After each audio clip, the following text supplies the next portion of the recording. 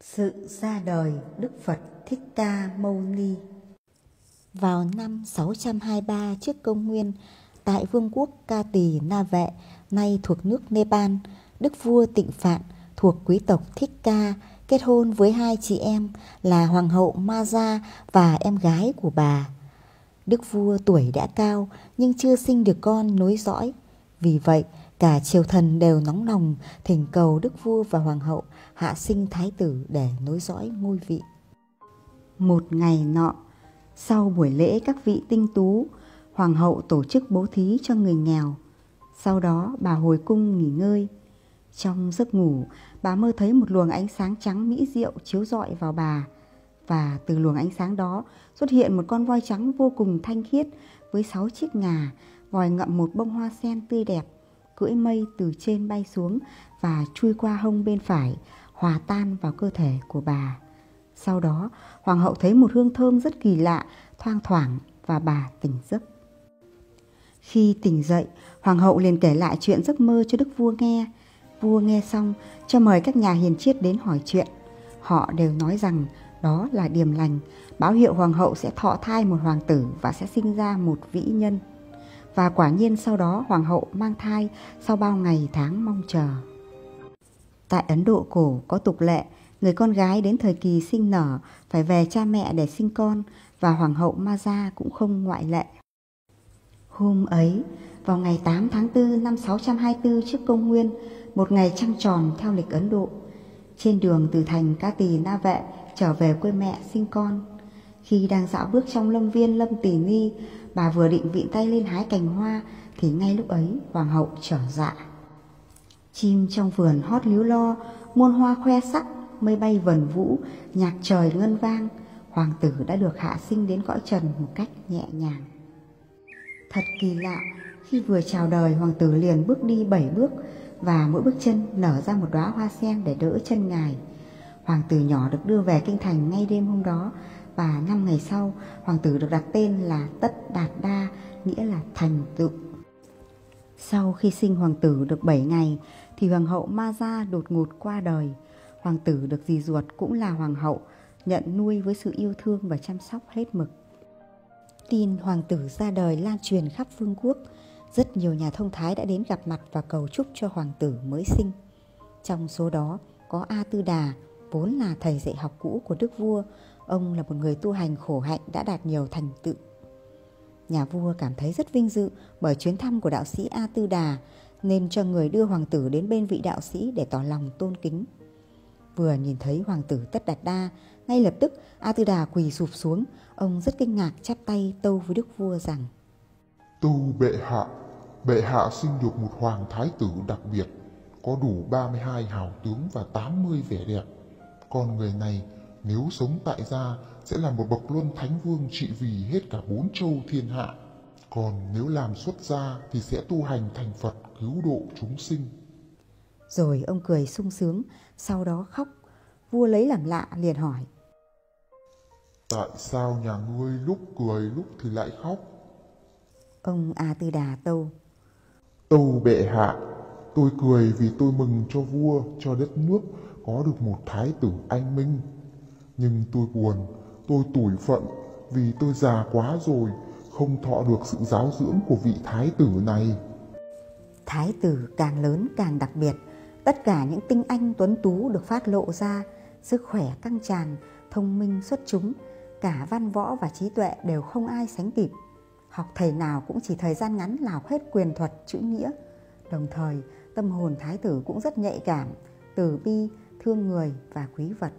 Vì vậy mà thái tử được mọi người yêu mến và trọng nể. Năm thái tử 9 tuổi, vào ngày lễ Hạ Điền, thái tử theo cha ra đồng. Mọi người vui vẻ trong cảnh gió xuân nắng ấm, hoa lá tươi tốt, chim hót ca vang, cảnh sắc êm đẹp thái bình. Vua Tịnh Phạn bước xuống ruộng cày luống cày đầu tiên. Các nông dân xuống ruộng làm theo trên thửa ruộng của mình. Mọi người đều reo hò vui vẻ. Thái tử cũng chạy ra xem. Cậu nhìn thấy một con trâu đang nặng nhọc kéo cày. Theo sau là một bác nông dân, tay phải cầm cán, tay trái cầm roi quất mạnh vào lưng con trâu. Trời nắng gắt, mồ hôi bác nông dân nhễ nhại. Hàng ngàn con giun dưới đất chui lên, có con bị cắt làm đôi quằn quại. Những con chim xà xuống thấp đớp con giun đang vùng vẫy hoảng sợ. Rồi những con chim to lại xà xuống bắt con chim nhỏ để ăn thịt.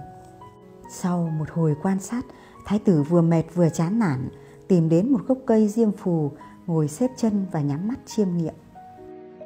Đức vua nhìn thấy vậy rất lo ngại, vì thái tử mới 9 tuổi đã trầm tư như thế thì lời tiên tri đoán có thể sẽ thành sự thật. Nhà vua không muốn cho con đi tu, ngài chỉ muốn thái tử trở thành người tài giỏi xuất chúng về mọi mặt, để sau này trao ngai vàng cho thái tử kế nghị nối ngôi. Kể từ đó, nhà vua bắt đầu lên kế hoạch che đậy, không cho thái tử thấy cuộc sống thế gian vốn nhiều đau khổ và phiền lụy. Xung quanh thái tử là cuộc sống vương giả xa hoa, đàn ca tràn ngập sự hoan lạc.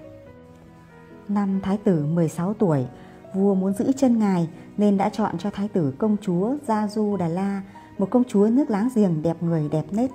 Thái tử đối với công chúa cũng rất trân quý và hai người sống trong cung êm đềm hạnh phúc. Năm thái tử 19 tuổi, công chúa Gia Du Đà La sinh một hoàng nhi đặt tên là Hầu La.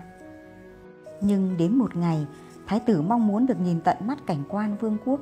Chàng đã thỉnh cầu đức vua cho phép mình ra ngoài hoàng cung ngắm cảnh. Đức vua rất trăn trở nhưng không có lý do từ chối, đành để thái tử xuất cung. Lần xuất cung thứ nhất, thái tử đến cửa thành phía bắc.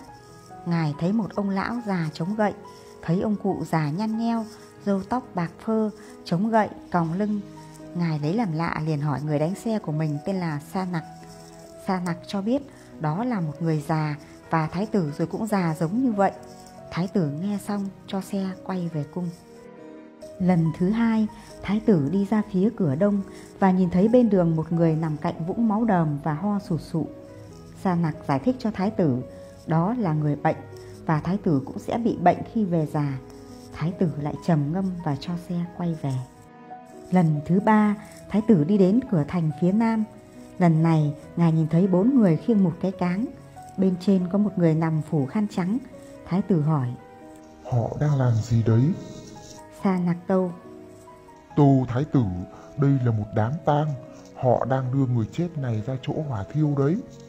Thái tử trầm ngâm buồn bã và suy nghĩ rất nhiều. Những ngày sau đó, ngài ngày đêm không nguôi thương đại chúng. Dù trong cung, các cung nữ ca hát gì, thái tử cũng không thể vui lên được. Lần thứ tư, thái tử đi ra cửa thành phía tây. Lần này, thái tử gặp một vị tu sĩ.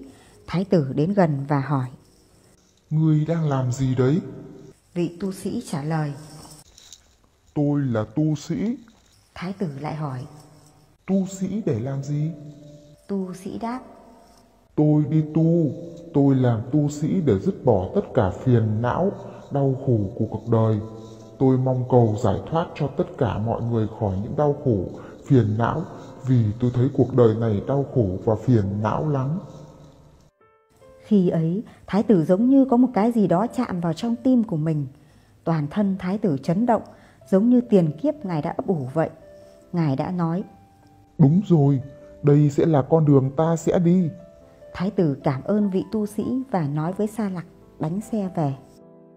Sau bao trăn trở, vào một đêm khuya, mọi người đang say sưa trong giấc ngủ. Thái tử Tất Đạt Đa nhìn vợ con đang an giấc, rồi cùng người giữ ngựa lặng lẽ rời khỏi hoàng cung trong đêm tối. Lúc đó ngài 29 tuổi.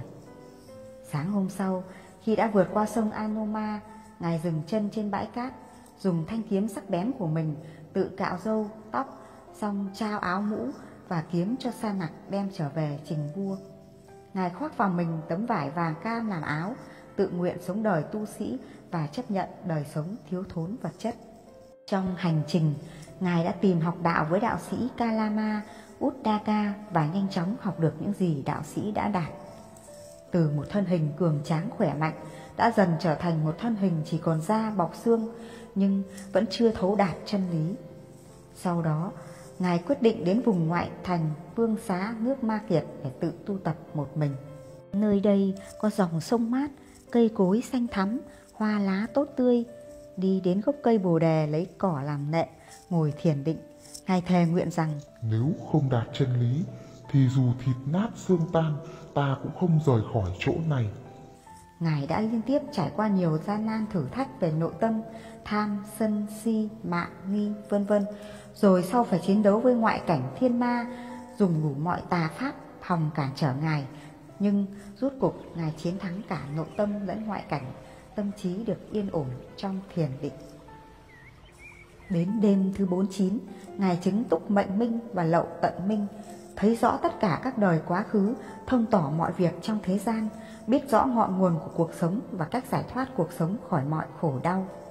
Ngài từ từ mở mắt, chợt thấy sao mai lấp lánh, hốt nhiên toàn ngộ, thấu triệt cùng khắp chân lý vũ trụ, thần thông quảng đại. Ngài đạt đạo vô thượng, thành bậc chính đẳng chính giác, nên được gọi là bậc toàn giác Như Lai, hiệu Phật Thích Ca Mâu Ni. Xin trân trọng cảm ơn quý vị và các bạn đã lắng nghe. Xin kính chúc quý vị và các bạn một sức khỏe dồi dào, tâm an, dạ sáng, gia đình an khang thịnh vượng. Xin chào và hẹn gặp lại quý vị và các bạn ở những video sau.